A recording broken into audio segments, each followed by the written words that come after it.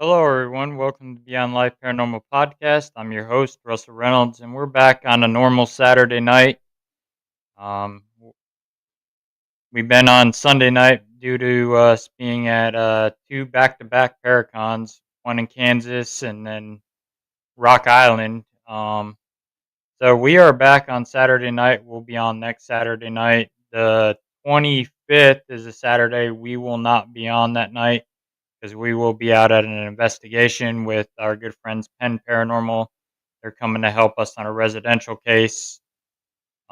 So that night we won't be on. Um, so our guest tonight, he had to reschedule.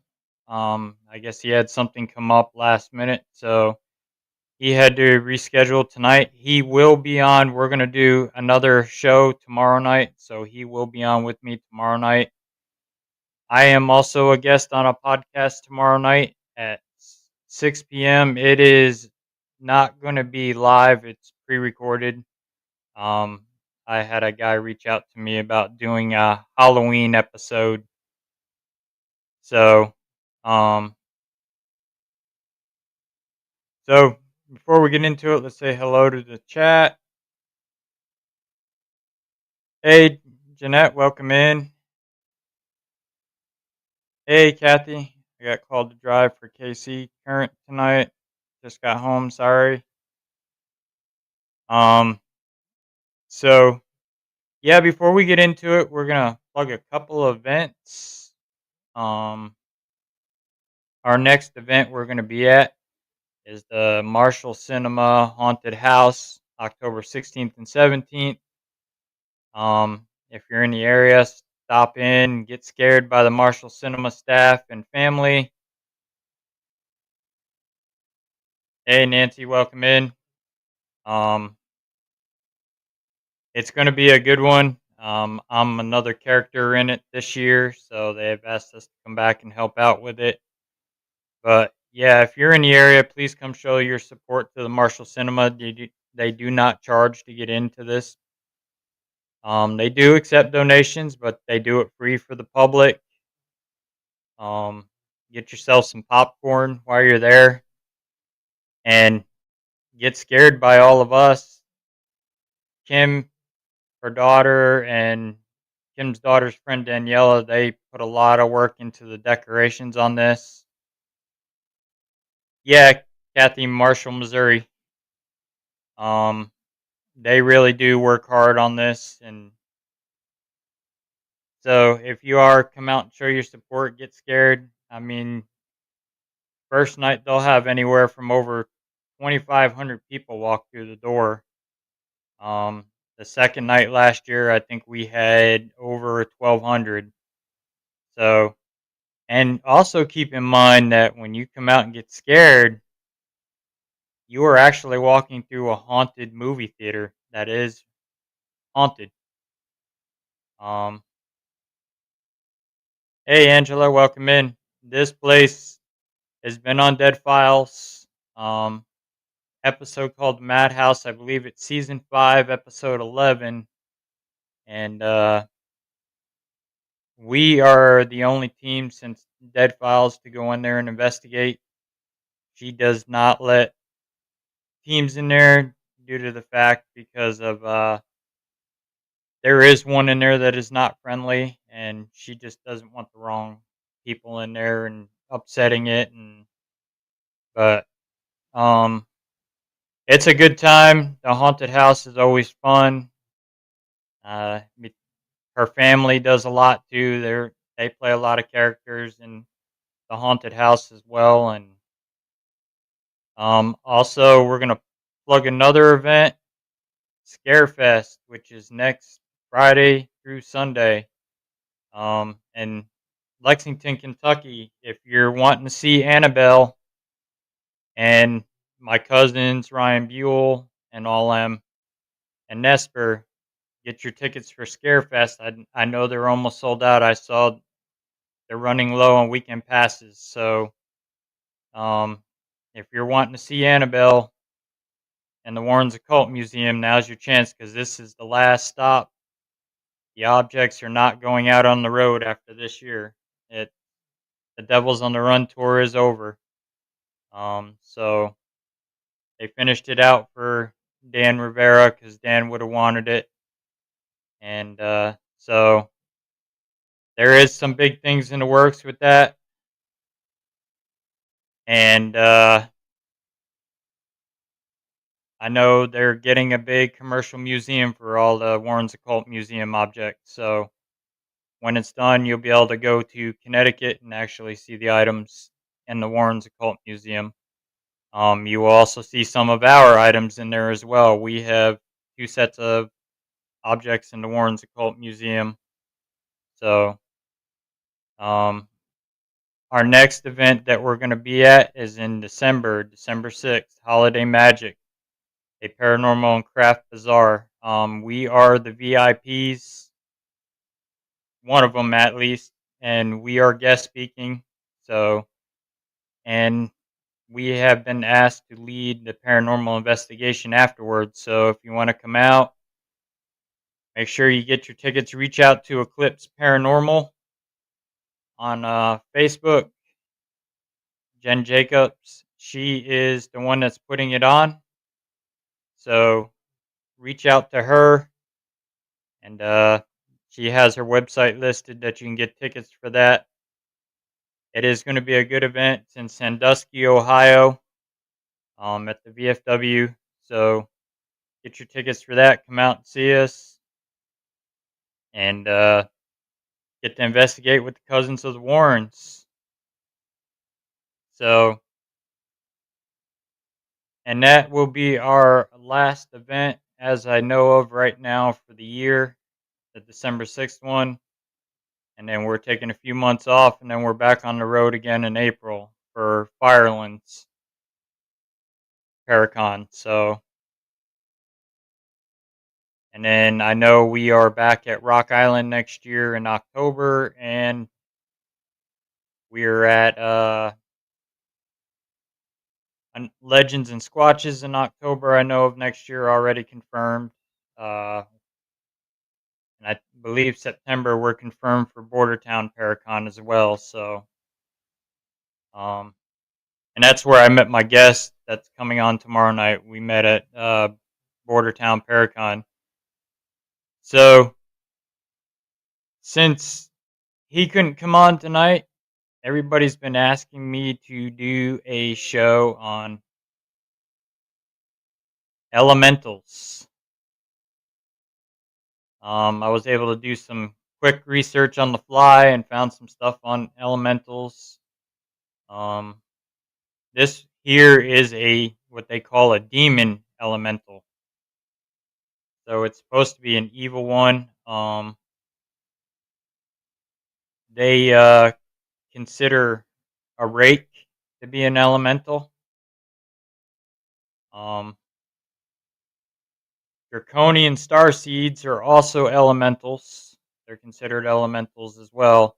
Now, elementals are beings that are part of the earth. They are older than God. They've been here before God. Um, I was able to find there's a book on 60 true short stories on elementals, and they're also saying that aliens are also elementals. But we are gonna dive into this and what I found. Um, an elemental is a mythic supernatural being that is described in occult and alchemical works from around the time of the European Renaissance, and is particularly elaborated in the 16th century works of Paracelsus. According to the Paracelsus and his subsequent followers, there are four categories of elementals, which are gnomes, undines, sylphs, and salamanders. These correspond to the four empecodylene elements of antiquity, earth, water, air, fire, respectively, terms employed for being associated with Alchemical elements vary by source and gloss. The history on the elementals and the Paracelsian concept of elementals draws from several much older traditions in mythology and religion. Common threads can be found in folklore, animism, and anthropomorphism. Examples of creatures such as the pygmy were taken from Greek mythology. The elements of earth, water, air, and fire were classed as the fundamental building blocks of nature. The sy- system prevailed in the classical world and was highly influential in medieval natural philosophy. Although Parace- Paracelsus used these foundations and the popular pre-existing names of elemental creatures, he is doing so to present new ideas which expand on his own philosophical system. The Humanic Celsius is another example of the Paracelsian ideas with roots in earlier academical, scientific, and folklore traditions.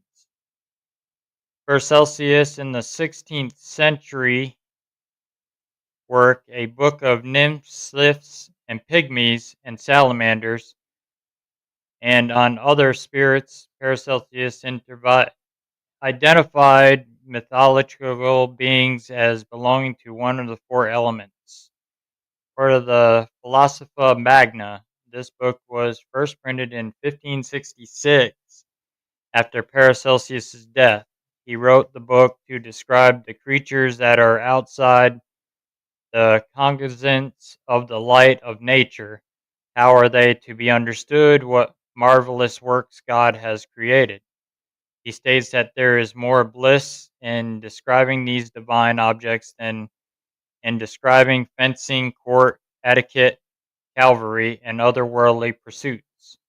The following is his archetypical being for each of the four elements: gnome being of earth, undine being of water, sylph being of air, salamander being of fire. The concepts of the elementals seem to have been conceived by Paracelsus in the 16th century through he did not in fact use the term elemental or a German equivalent.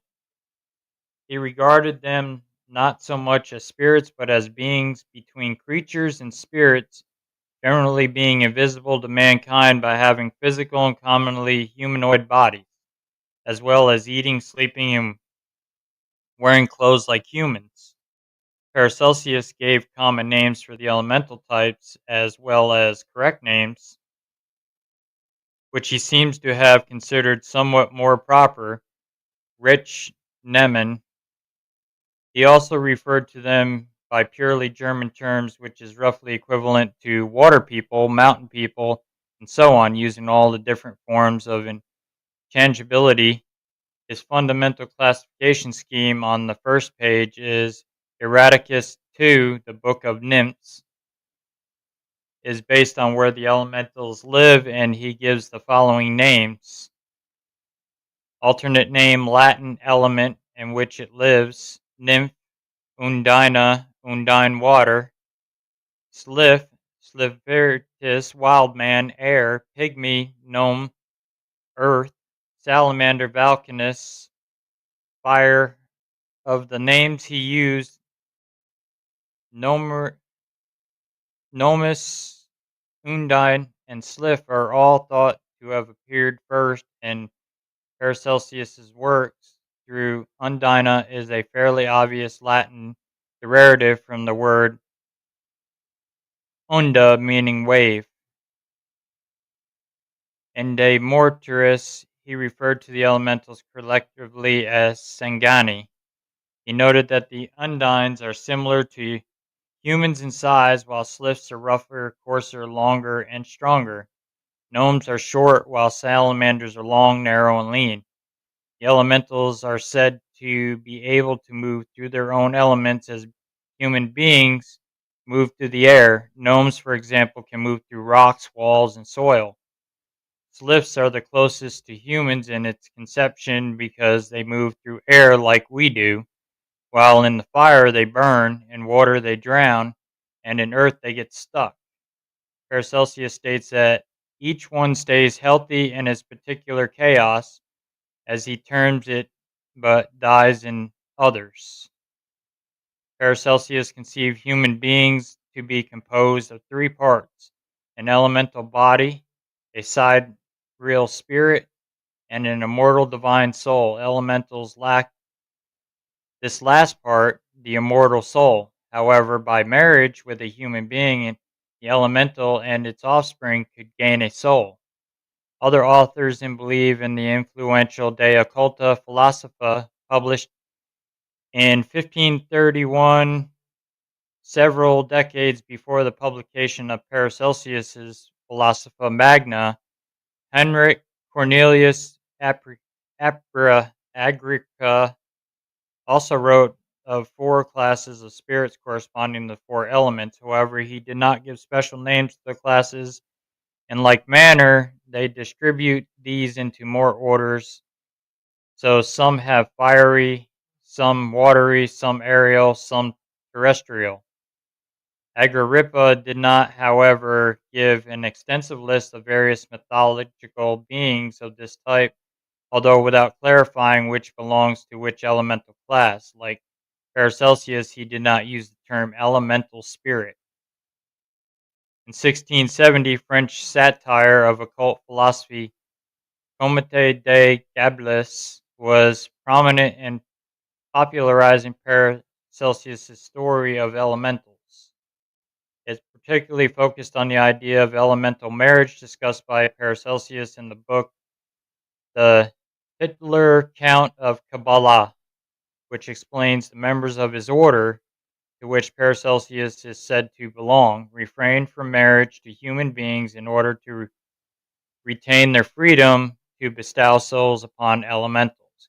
Como de Gabalis used the term syphilide, nominide, and referred to the female syphilis as gnomes, often syphilid. The gnome in English translations, male nymphs. The term used instead of paracin undine are said to be rare, while female salamanders are rarely seen. The Rosicrucians claimed to be able to see such elemental spirits to be admitted to their society. It was previously unnecessary for the eyes to be purged into the panica or universal medicine, a legendary alchemical substance with miraculous creative powers, as well as glass globes, would be prepared to one of the four elements, and one for 1 month exposed to beams of sunlight with these steps. The initiated would be innumerable beings immediately. These beings, known as elementals, were said to be longer lived than man, but ceased to exist upon death. However, if the elemental were to wed a mortal, they would become immortal. This exception seemed to work in reverse when it came to immortals, though. For if an elemental were to wed an immortal being, the immortal would gain the morality of the elemental. One of the conditions of joining the Resortians, however, was a vow of chastity in hopes of marrying an elemental. Comparison with Buddhism, the four heavenly kings ruled over eastern, southern, western, and northern cardinal directions, which is inhabited by the Grandharviks and Kumbhalandans and Nagas and Yakish. Respectively, these spiritual beings are reminiscent of the elemental found in Parsalan's tradition. Different Buddhist traditions in Asia, including those of Tibet and China, associate with the cardinal directions with elements as well. Comparison in Jainism. In Jainism, there were superficially similar concepts within the general cosmology. The Jiva, once sense beings with bodies, kaya, that are composed of single element alibate with a five element system: earth, water, air, fire, and plant. But these beings are actual physical objects and phenomena such as rocks, rain, fires, and so on, which are endowed with souls. In the Parselin's concept, elementals are conceived more as supernatural humanoid beings, which are much like human beings except for lacking souls. This is quite the opposite from the Jain conception, which rather than posting soulness, elementals is posting that physical objects have some type of soul and that we are commonly considered inanimate objects have this particular type of soul. The 20th century and contemporary times, there are those who study and practice rituals to invoke elementals. These include Wiccans and followers of nature based religions. And then art and entertainment, elementals became popular characters in the romantic literature of Paracelsus. Even in the 17th century, elemental spirits, after the elementals became popular characters. Parsons's concept appeared in works by John Dryden and the Comte de Gablis. Alexander Pope cited some Comte de Gablis as his source for elemental lore in his 1712 poem, The Rape of the Lock. And I do have the poem. The spirits of fiery termagants and flame mount up and take the salamander's name. Soft yielding minds to water glide away and sip with nymphs their elemental tea. The graver prude sinks downward to a gnome in search of mischief still on earth to roam. The light coruscates the sliffs aloft repair and sport and flutter in the fields of air. Alexander Pope, The Rage of Loch, Canto 1, widely popular 1811 novella Undine, is one of the most influential literary examples. Another example is the DC comic superhero team, the Elementals, composed of characters Gnome, Sliff, Salamander, and Undine. Blackwood introduced an elemental in the novella The Nemesis of Fire. Elementals related to the four classical elements appeared in the fiction of Michael Moorcock, notably in his 1972 novel Elric of Melbourne, and a variant appeared in 1970's Dungeons and Dragons role-playing game. The concept has since been expanded on in numerous other fantasy, computer, and trading card games. So, hey Don, welcome in. So that's a little bit on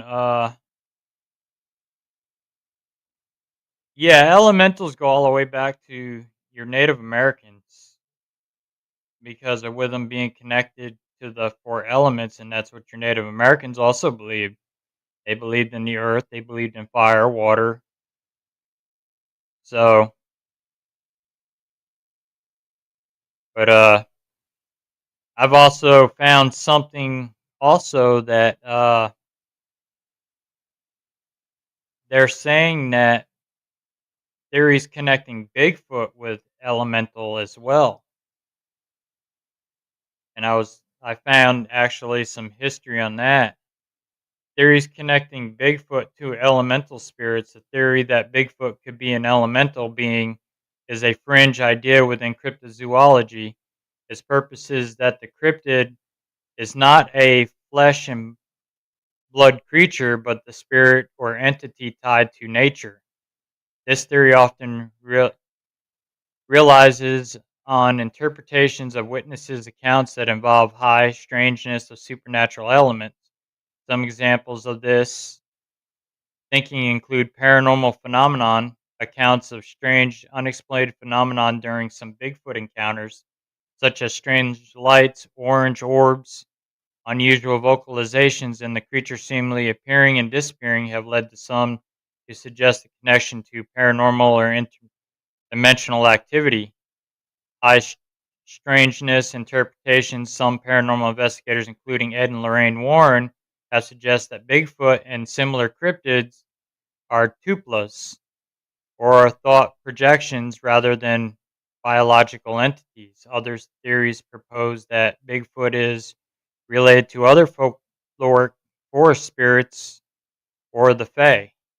Indigenous folklore, some Native American traditions describe wild forest dwelling figures that are powerful and spiritual guardians of nature. These stories are often seen as part of the cultural origin of the modern Bigfoot legend. In these accounts, the creature is not conventional elemental, but is deeply connected to the natural world and sometimes possesses spiritual abilities. Scientific and skeptical perspective, the conscientious among mainstream scientists is that Bigfoot is a phenomenon based on a combination of folklore, misidentified animals, and hoaxes. Skeptics point to a lack of physical evidence, which would be necessary to prove the existence of a breeding population of a large primate. Scientific analysis of reported Bigfoot evidence is constantly found. No credible physical evidence, DNA analysis, or alleged hair or tissue samples have shown they belong to a known animals such as bears, deer, or wolves, or from humans. The FBI, for example, determined in 1977 that the hair sample sent to them was from a member of the deer family. Debunked evidence, famous evidence such as the Patterson Gimlin film and numerous footprints casts have been discredited or revealed to be pranks.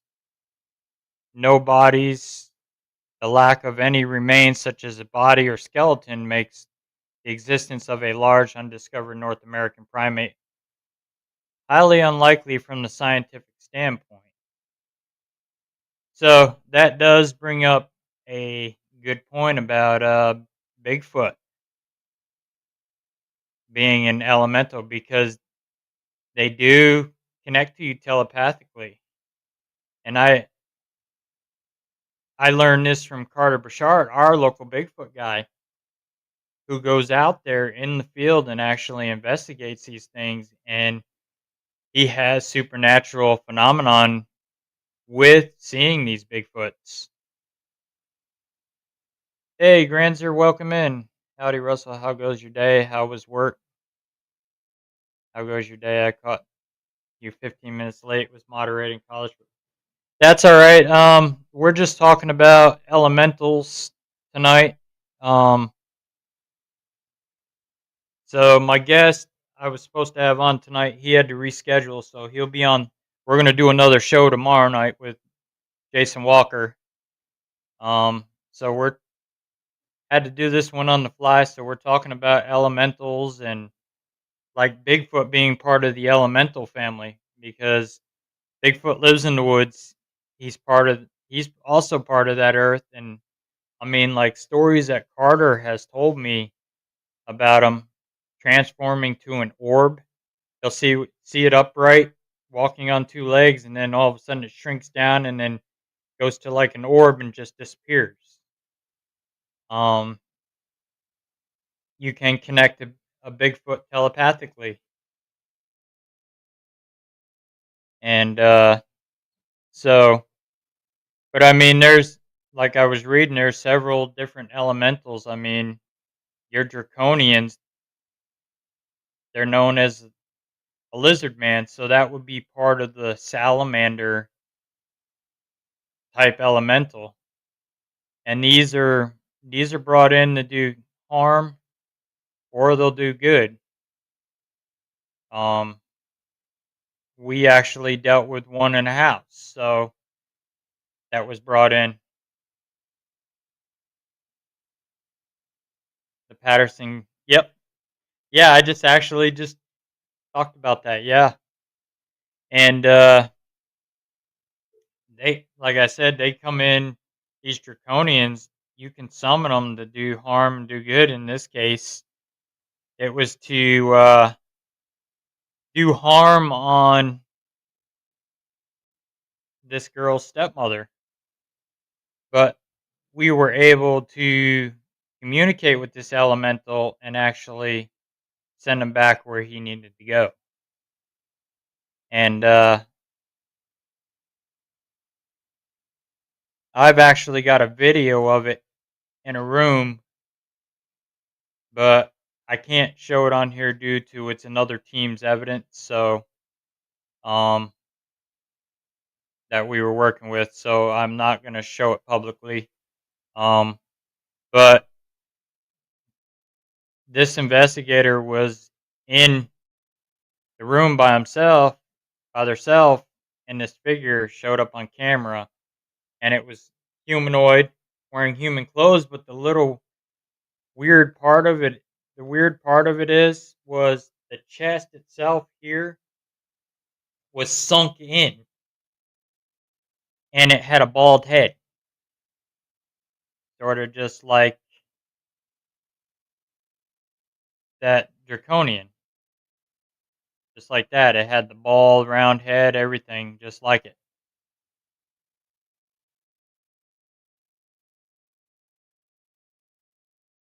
I keep That's all right, Granzer. And then, like I was saying earlier, they consider your rakes also an elemental. And now, if you go over to like Scotland and Ireland and stuff, they're known for elementals as also. Like there's that castle over in Ireland that was featured on an episode of Ghost Hunters. Lemp, I think it's called Lemp Castle, and Dustin Perry. They smelt this burnt rubber smell, and that was the elemental, and it knocked over Dustin Perry. Russell, which is the best documented Bigfoot encounter? William Rowe encounter. The Patterson film, they actually, from what I was just reading here, the, they debunk it. The debunked evidence, the famous evidence such as the Patterson Gimlin film and numerous footprint casts have been discredited or revealed to be pranks. So that film was actually revealed to be a prank.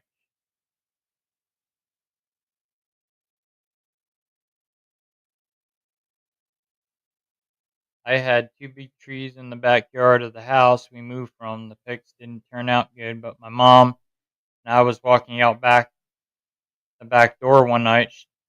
She was leaving, and these very large, bright yellow lights were all over the trees.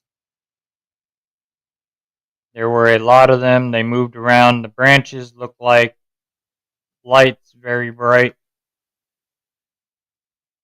I called for a friend to come over and see it, and she also got there to witnesses. They stay a long time, but my son seen them and was not a reflection.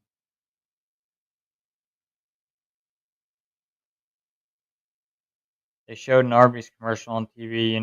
I have not had Arby's in a long time. Got one down the street. I should go get some. Yeah, Arby's is good.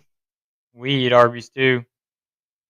But this is supposed to be like this one's a demonic elemental, is what they call it. So this one is evil, and it kind of looks like a. Hey, Sandy, welcome in. My guest had to cancel tonight, so we're talking about elementals tonight. Jason will be on tomorrow night. We're gonna do a special show tomorrow night, and anybody that tuned in, I'm scheduled for a podcast also at 6 o'clock tomorrow night with a guy. He's doing a Halloween special. It's a pre-recorded, so I believe he's gonna air it on Halloween. So when I get the info, I'll share it out so you guys can watch it. Um,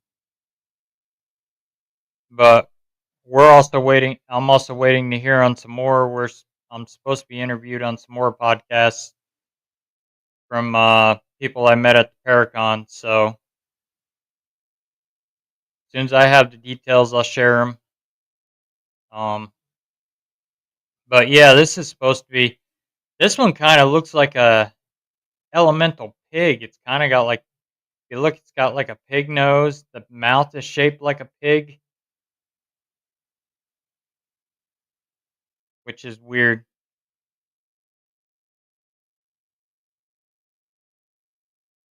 Yeah, that could have been elementals. I mean, they say they flash lights as well. I mean, they consider like fairies also part of the elemental.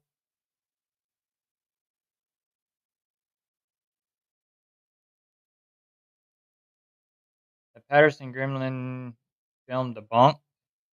See, that's what I always read. Then you hear Sasquatch researchers and they say no, it was not debunked. Yeah, that's they're saying that it was all a hoax and it was a prank. That video was.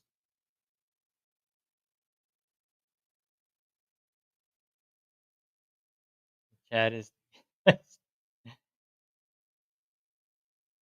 pretty much, yeah. So, but yeah, that's they're saying about that. I mean, I would have to. I've never watched that one. I'll have to look that one up and watch it and see what I get. But I mean, even with Bigfoot, you get these castings, you get these hair, but you never get DNA evidence. You never. One time you see them, then they're gone. So, I mean, they could be part of the elemental. They could be paranormal, transdimensional beings. So, reach out to Duke Sullivan, the world of Bigfoot Central. He's on the top notch in the field. Okay. Yeah, send me an email with all those names and I'll reach out to them and because after we do this event December 6th, we've got a break for a while. We're going to take a little break for the winter and we'll be back out on the road after that in April again. Um so I'll be doing podcasts all winter. So, but yeah, I mean, there was also this book that was written, Paranormal Elementals, by Melody Lane. It's got over 60 true short stories about elementals, UFOs, Bigfoot, and then my cousins Ed and Lorraine also had their input on the elementals. They suggest about Bigfoot as well. They have suggested that Bigfoot and similar cryptids are tuplas, which the history on tuplas are Tibetan monks use tuplas when they do their meditation. They call them in and for their spiritual journey when they're meditating. So that's a big thing in the monks' religion and the Tibetan monks. So many solid and good Sasquatch researchers out there. Tons of evidence. Yeah, I got to see Squatch Man. He had some Bigfoot evidence there at Rock Island, and I got to talk to him for a little bit, and because he was getting ready to go out and do an event, they were doing a Sasquatch thing that Friday night, and they went out to a wooded location. Him and the Pac-Man, Paranormal, and a couple others, and they did something, and Squatchman somehow goes out there and he gets them going. That people I heard some good things. Squatchman really got, and he doesn't call them Bigfoots. He calls them forest beings. And he was a pretty interesting guy to talk to in person and see some of his evidence, some of his castings, and then he had Bigfoot hair there.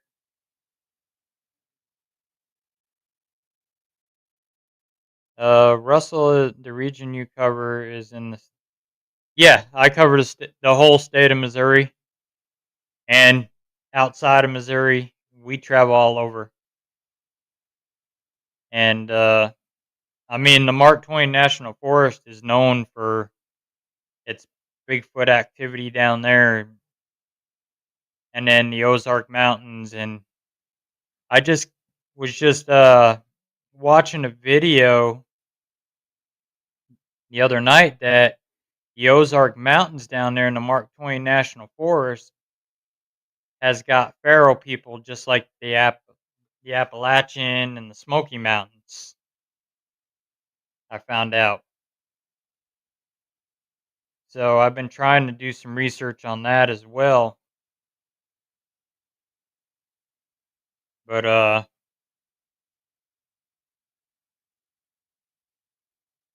anybody else has got any questions, feel free to throw them up in the chat. Again, if you're out and about and you want to see Annabelle again, this will be the last stop for Annabelle at Lexington, Kentucky at Scarefest. We've also got some friends out there. Patty Negri will be out there. Bishop James Long will be out there. Tennessee Wraith Chasers will be there. I did see the Ames team will be out there from the show Mountain Monsters and several other investigators. But if you're wanting to see Annabelle, again, I repeat, this is the last stop for the Devils on the Run tour, and it's over. There will be no more Devils on the Run tour after Kentucky. So if you're wanting to see Annabelle,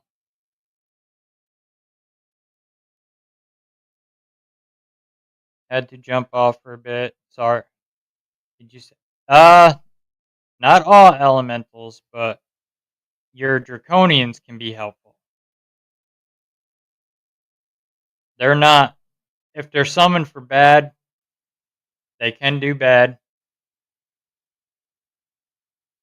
but if you're reasonable to them, they'll be reasonable back. They won't harm you unless you give them a reason to. Subscribe for the knowledge, stay for the personalities. Right? So, but yeah, the draconians, they're just another elemental.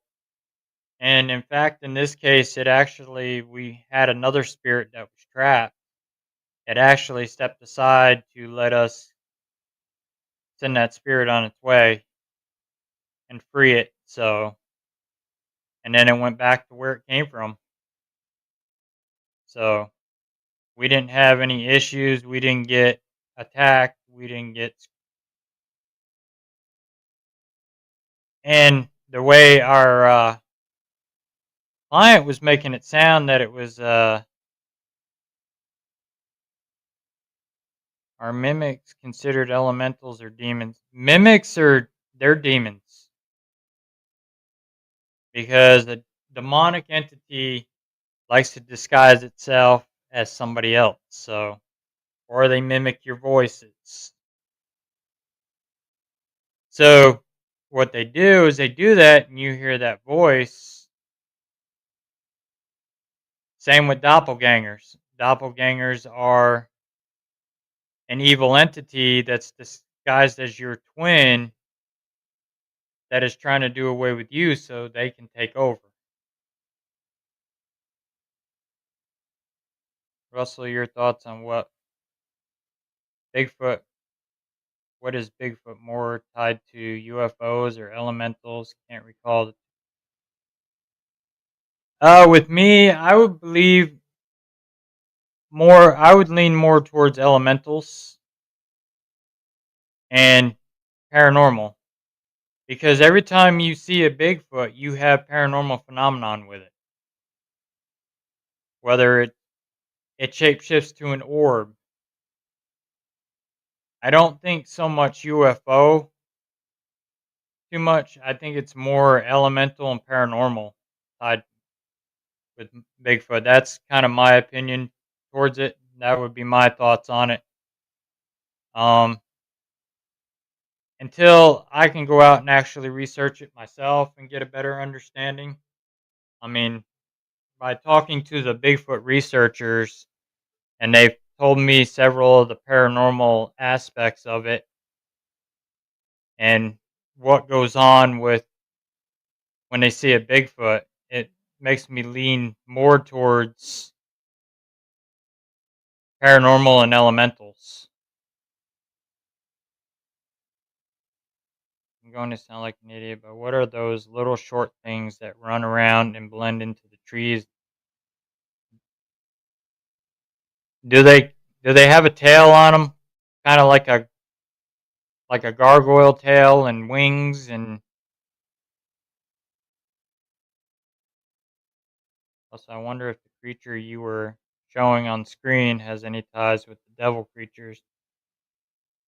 It may. I mean, draconians are part of the earth. They're part of that salamander family.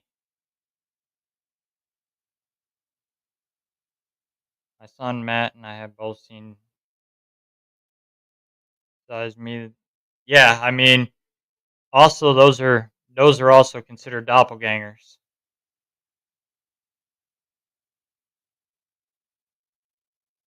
Yeah, I mean, I believe portals have a lot to do with it, even with like your Bigfoot. I believe they come through portals. That's why we can never get definitive DNA evidence or anything like that.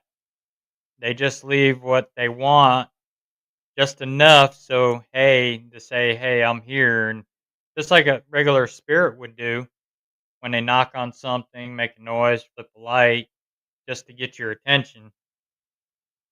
And that would explain why they got so superhuman strength. Nope, just little but kind of stumpy. Okay, so you're seeing kind of like the gnomes. Those are little elementals, and they're harmless. So the gnomes they're part of the earth. The gnomes are,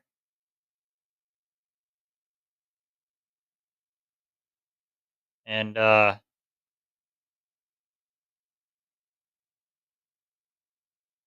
so that's probably what you're seeing is the little gnomes.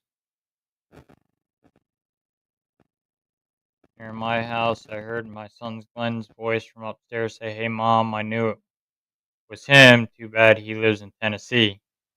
Yeah, they are the perfect flyers to. We had one in the movie theater that I actually caught an EVP of one mocking my investigator, and it says hello in her voice. Now, at that time, her and one of my other team members were up in Cinema 2, and they were investigating up there, and so they were nowhere around near us. My recorder would not pick it up, and the microphones on this recorder picked it up clear as day, and it was like it was literally standing next to us when we were doing this EVP session. Bigfoot tries to get pictures of rough.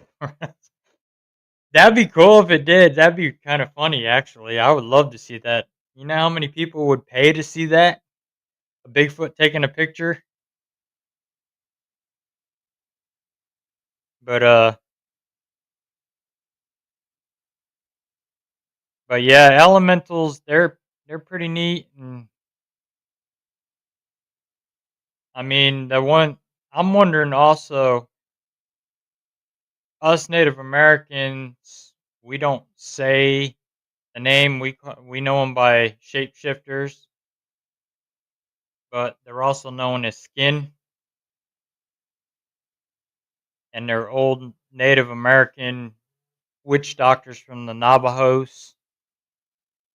I'm wondering if they've also transitioned to elementals because your Native American culture, they believe in the earth, the fire, the wind, the water also. So I'm wondering if those shapeshifters are also part of the elemental class, and which are all the elements put together. And I mean, they are evil. Bigfoot's finger in the pic too. That would be better, right? I know my buddy Carter. Let me see if I still when I had Carter on. Let me see if I still have it. He sent me some evidence when I had him on, and his book.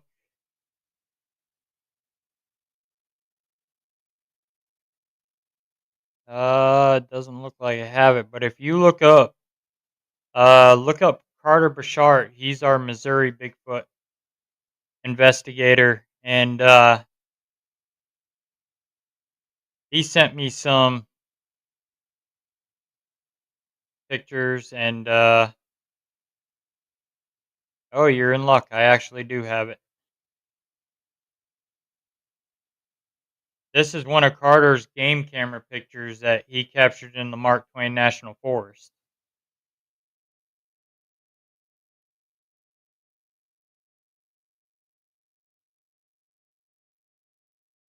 Russell, what got you on the Bigfoot lore? What is it about it that you're granted all the pulls you granted all of it pulls you, but in general what for me what draws me to it is the paranormal aspect of it, because I'd like to take my paranormal equipment out there and actually see what my paranormal equipment does when a Bigfoot is actually around, to see if my EMF detector reacts to it, if it puts out an EMF field, if it like my SLS camera, I'd like to take that out into the field for Bigfoot and see if I can actually capture Bigfoot on that peeking around a tree at us, because it'll map it out if it is. And mine's heavily modified, so it won't map out the trees or anything like that. It just maps out figures. So I would love to take that out there. Russell, I got back to the 70s when reading about Bigfoot. I think one story where it chased a guy who was skiing and nearly got him. See, and I grew up in the Catskill Mountains. I grew up in the woods, being a hunter with my dad, and I mean, we were always out there. I mean, I've been out there since I was the age of 4 with my dad, and we'd walk the woods scouting and everything, and we've never experienced it until we just this year going to Gettysburg is when we had our first Bigfoot encounter through the Allegheny Mountains of Pennsylvania. Said, of course, out of the blue, don't be afraid of the things in your backyard and the trees. They are there to help you. Yeah, some elementals are here for good, but there's also bad ones, like your rake. They consider a rake an elemental. Now, they're evil, they're bad. And then you have your demon elementals.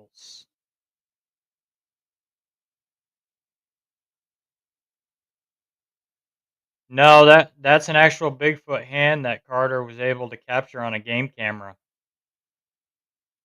in the Mark Twain National Forest. There's no apes in the Mark Twain National Forest.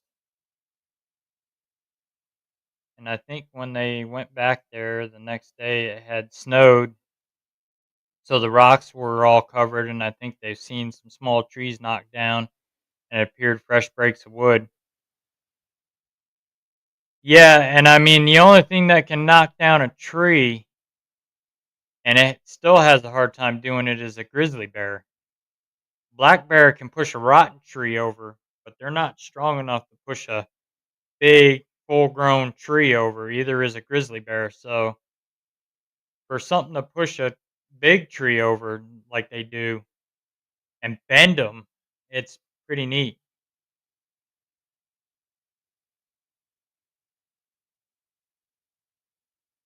Yes, yeah, small trees do, especially some of your like oak hardwood trees. I mean, they won't snap.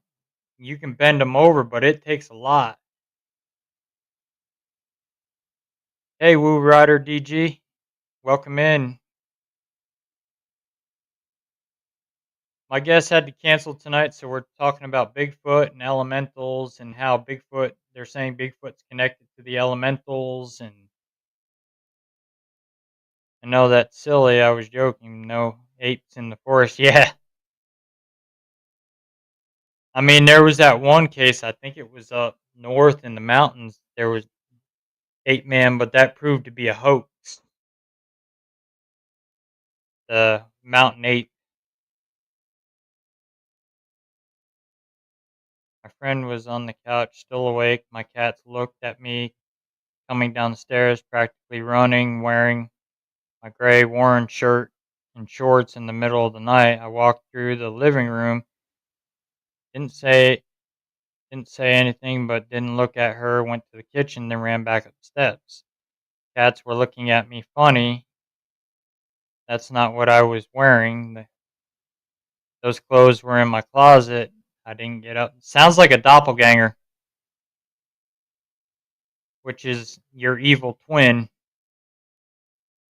So see, that's another huge question. When Bigfoot is hunted by hunters and trackers, they come up empty.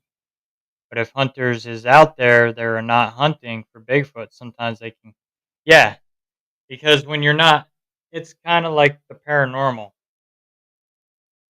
When we go to somebody's house, if they know we're coming, we won't experience a thing.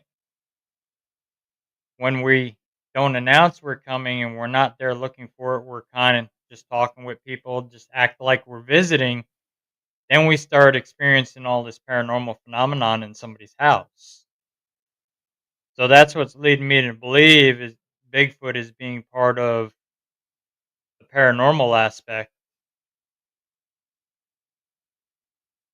Yeah, I'm sure they do. Yeah, have breeding programs. I mean, I guess a bear would have broken those trees. It was in the middle of winter. Yeah, bears should be hibernating then. No monkey, right? Yep, no monkeying around on this show. We're all serious. But that's what it leads me to believe that Bigfoot's paranormal because when you're not looking for it, it appears. When you are looking for it, you don't see nothing. So, and it's like going into somebody's houses or any place that's haunted. You're not guaranteed you're gonna see something or hear something or experience something. Yeah, that's part of the aspect with the paranormal of them turning invisible.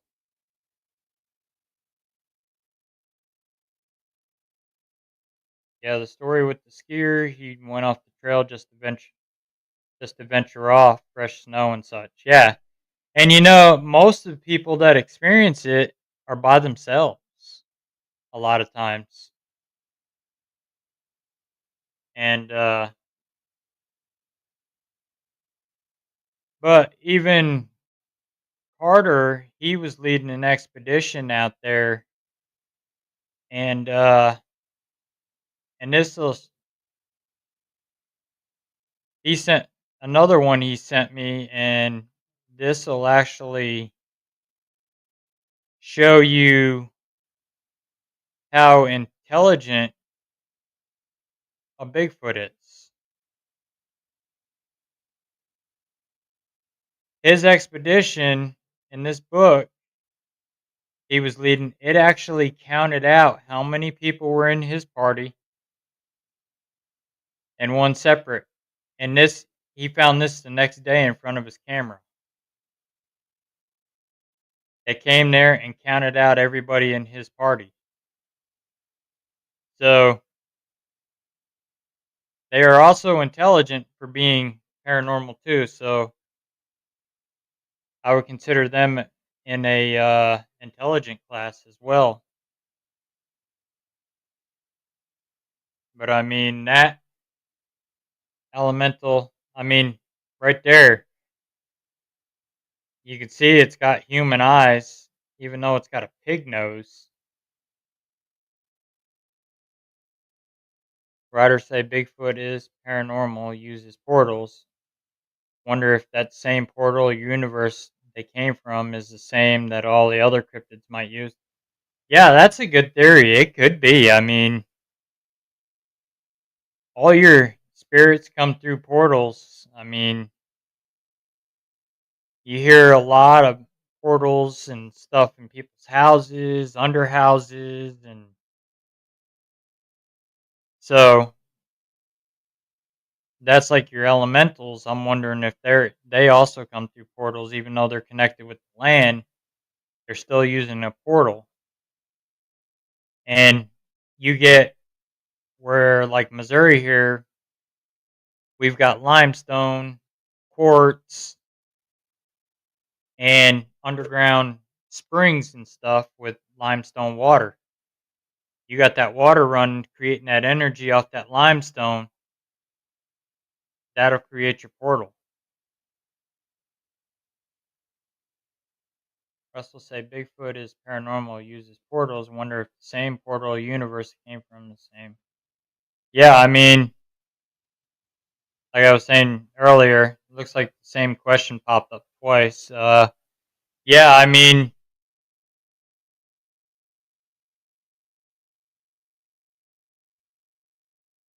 sorry about that, Riders. My football film breakdown guy just watched his video earlier.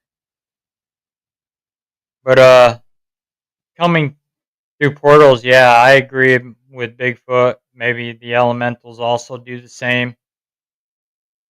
I mean, transdimensional. Your spirits come through. I mean, look how your loved ones that have crossed over, still come back to visit. There's got to be a portal that they come through to come visit you. So I believe Bigfoot's using the same kind of portal that the spirits used to come through, because look at like Mark Twain National Forest is a hotbed of activity with Bigfoot, but it's not just Bigfoot in that area. There's a lot of paranormal, strange activity that goes on in the Mark Twain National Forest here in Missouri. There's several cemeteries in the Mark Twain National Forest that you have to hike to get to. You can't drive to them. And even Carter was telling me there was a cross. You probably heard me talk about this on past shows. There's a cross that weighs a good 1,000 pounds or more that needs to be set up with a crane, was laying on the ground. Carter went back the next day and it was standing back upright, stuck in the ground. So the only thing that could do that would be a Bigfoot. Pick that thing up and stick it back in the ground. Wasn't there a pigman of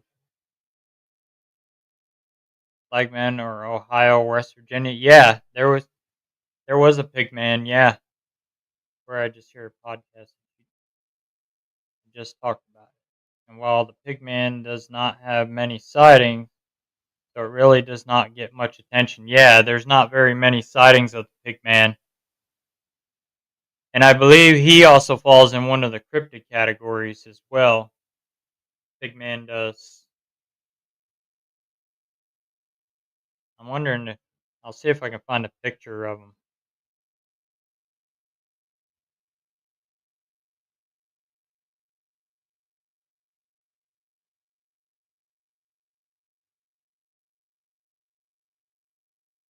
I actually found him.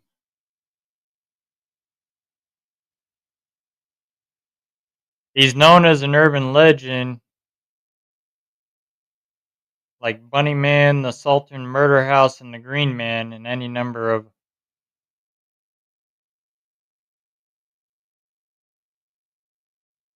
From the picture I just found of him,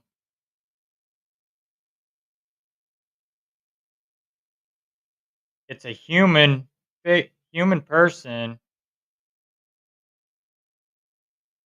and sorry, some this one might be a little disturbing to viewers. So if you're kind of sensitive to it,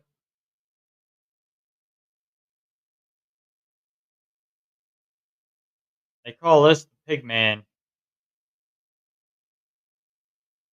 Jason Roberts had wrote something on the Pig Man.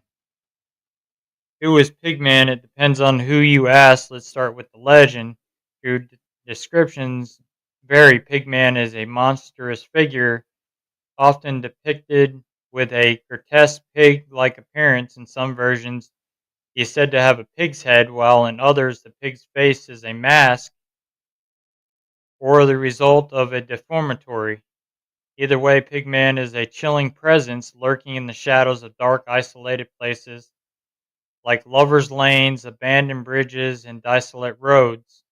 A brooding, murderous figure, he is a notorious for his violent tendency, often preying on unsuspecting travelers or trespassers. His actions are brutal, with accounts of him maiming, mutilating, or even decapitating his victims, sometimes replacing their heads with those of pigs. His behavior mirrors that of other classic boogeyman in folklore, territorial, violent, and driven by his hatred of strangers and teenage makeout sessions. Confounding the issue, there is numerous variations, each claiming to be the true Pigman origin story. In Northfield, Vermont, Pigman is connected to a location known as Devil's Washboard. Here he is said to wear a rotting pig's head, terrorizing anyone who dares to approach. In Texas, particularly near Bonnie Bray Bridge, the tale splits into two variations. One version speaks of a hunter who was transformed into half man, half pig after an attack by a wild boar. Another recounts the story of a man whose face was mutilated by a motorcycle gang, leaving him a monster who hides in the woods. Pigman's Bridge in Hawkinsville, Georgia, is also has multiple versions. In one, Pigman is a murderous recluse who stakes pig heads near a bridge as warnings for trespassers. When a group of brazen teenagers ignores those grim totems, Pigman stakes their heads in vengeance. In another, more spectral account, he is described as a vengeful ghost of the circus hog trainer whose life ended tragically when he was killed, some say devoured by his own swine. Unfortunately for the legend, there is no historical record of a train wreck near Hawkinsville in 1888 or any other time. Small village of Angola, New York, which I know where that is steeped in local lore, much in which ties back to the tragedy known as Angola horror. In December of 1867, a buffalo bound train derailed just outside the village, causing one of the deadliest train wrecks in the U.S. history. Nearly 50 people perished in the fiery disaster when the passenger cars plunged into a gorge, and the event left a lasting scar on the community. Decades later, the Angola horror remains a grim touchstone for the region's history and the perfect backdrop for the chilling legend of the Angola Pigman. The Angola Pigman is said to haunt the secluded stretch of Highland Road, also known as ominously as Pigman's Road. According to the legend, a butcher in the area once slaughtered pigs and displayed their several severed heads on stakes, in an act to become more sinister when he turned to targeting humans. Other versions tell of a disfigured recluse of the spirit of a man who died in the Angola train disaster. Visitors of the Holland Road report eerie phenomenon from shadowy figures to unsettling feeling of being watched. The pigman's connection to animal mutilation and the Angola horror imbues the tale with layers of dread, making it one of the Western New York's most enduring urban legends. And there's actually a lot more on Pigman. I may do a episode on this.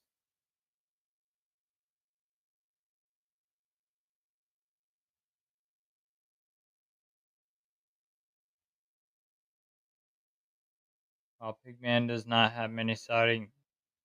I found it Northfield Pigman, aka the Pigman of Vermont, where it took a child known for maybe missing people in the region.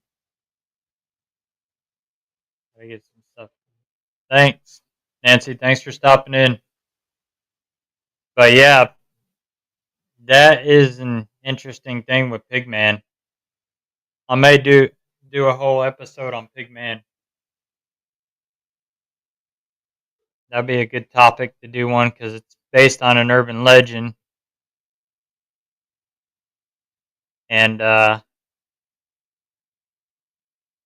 so, anybody else has any more questions, feel free to post them up in the chat. We're going to get ready to wrap here soon so I can save my voice for tomorrow night.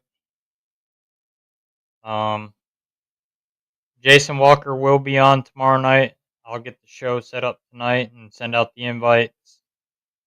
But again, I'm going to recap October 16th and 17th. Come see us at Marshall Cinema at the Haunted House. We're helping out again this year. I'm also in the Haunted House, not telling anybody who I am.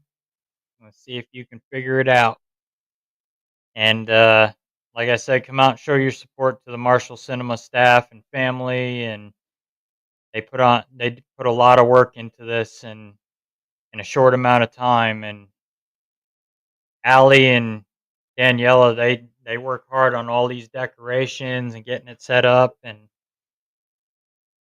they all do a good job. The whole family does, and the kids all come out and scare people as well. And last year they had like a whole exorcism scene set up. So,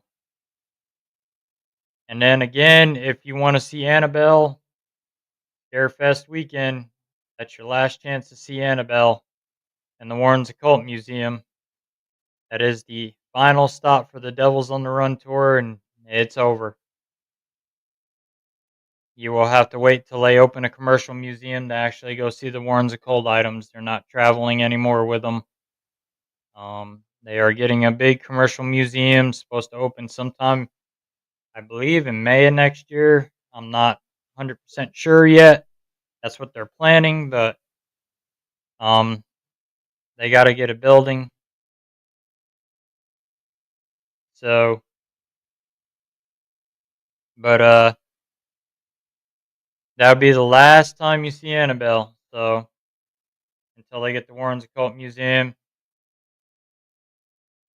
From what I heard, the house is doing pretty good. They've done a lot of work in there. They fixed the house up pretty good. I know there was some repair issues they had to do on the house. So heard that's pretty good. They got a fence up and around it now. Um, and I heard they're sold out all the way through half of next year already. The house is for people to come investigate. And we ask as family that if you do go out there and investigate, please be respectful. That house is a piece of history. That house, thanks, Russell. You have a good night. Also, in that case, you were into scary movies. Maybe when Halloween is closer, you have top five. Yeah, I'll have to work Halloween night, but I'll be doing a special Halloween episode the night after Halloween podcast, and yeah, I'll put some stuff together for some scary movies. And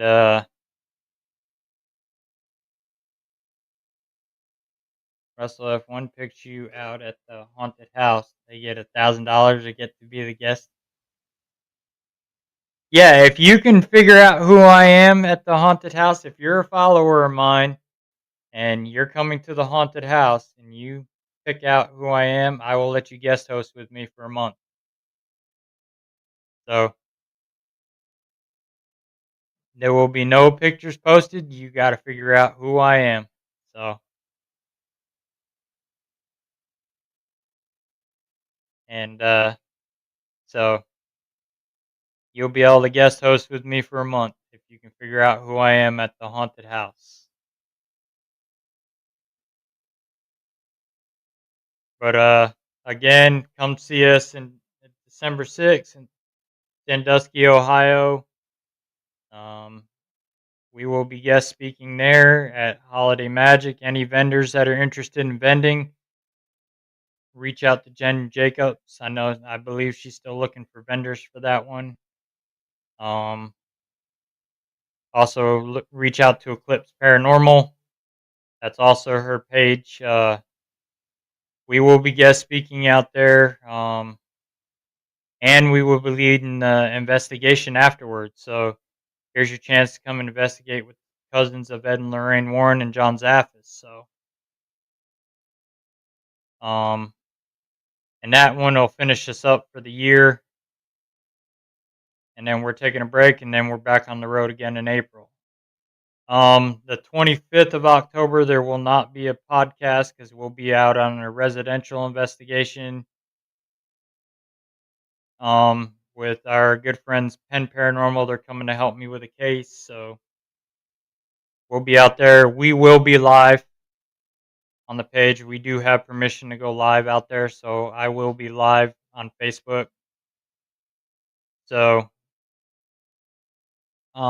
check out my Facebook page, Beyond Life Paranormal Research, Missouri, Cold Spotters, Missouri.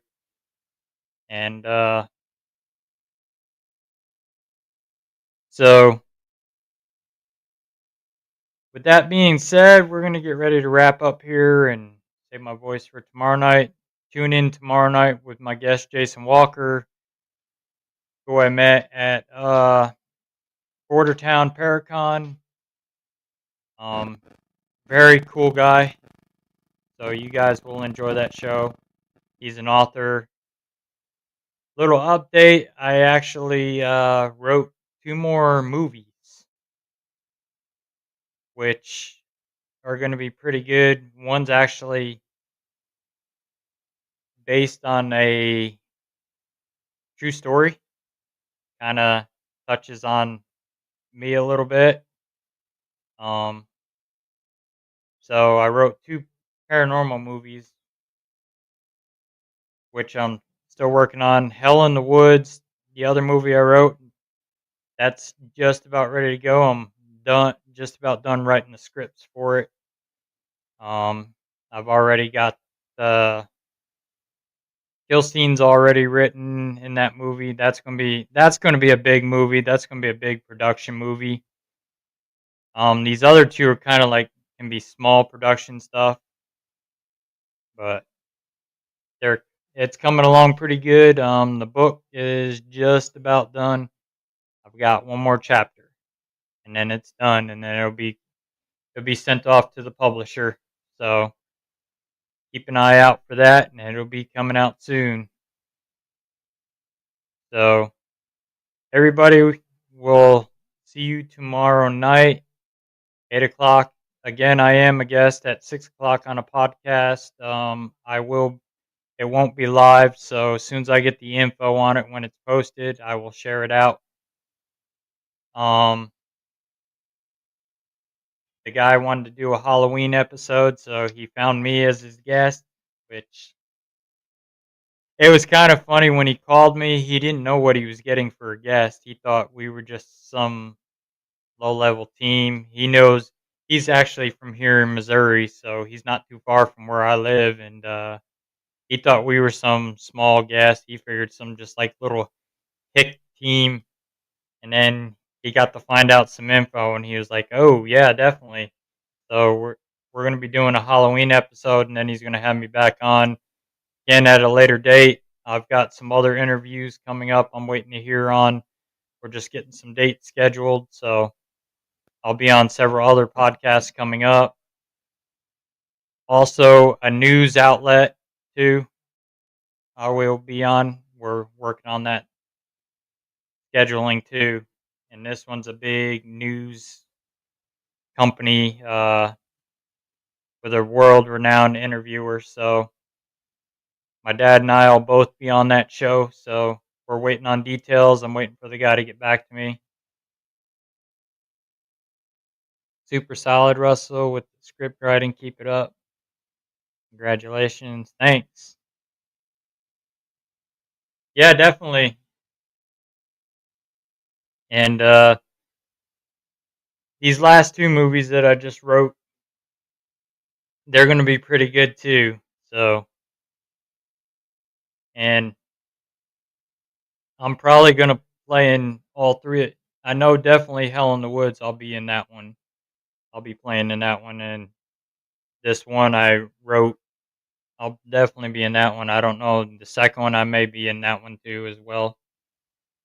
I may just play myself in it. So, but Hell in the Woods, I'm definitely starring in it. And I've also got a couple more people that are already reached out to me wanting to be in it. So with that being said, we're going to get off here. Everybody have a good night. Remember, if you're being bullied in the paranormal field, you do have a voice. Nobody's better than anybody in this field. We're all the same. We're all after the same common goal to prove the existence of life after death. So stop with the bullying. Stop with the drama. We don't need. You don't need it, especially with the new investigators. You don't need to cause them drama because of the way they investigate. Teach them and talk to them. Train them. Don't cut them down. Just train them the right way and teach them. I mean, paranormal investigating is thinking outside the box. There's no wrong way unless you're provoking. So, I mean, how many people we've talked to at Rock Island that were getting into paranormal investigating and especially special needs. Don't bully them. I mean, I've seen a couple special needs people in the paranormal field that are getting bullied because of them being special needs. Don't do that. They're out there just like us. They want to learn. They want to investigate. They want to experience it. Build them up and train them.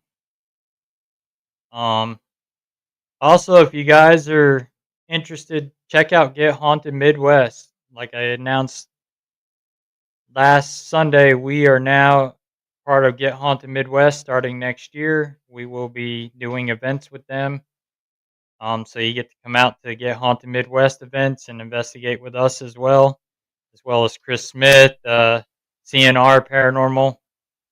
Um, they've got 3 events running, so check out gethauntedmidwest.com. One of them is the Rock Island Roadhouse. You get your tickets, check that place out. That place is extremely haunted. I mean, we were having experiences there when we were at the Paracon. We've had equipment going crazy in there. So, behind us that had REM pods, they were going off like crazy. So, again, we hope everybody has a good weekend, and we will see you again tomorrow night, same time, same channel, with my guest Jason Walker. So tune in tomorrow, and everybody have a good night, and we will see you tomorrow.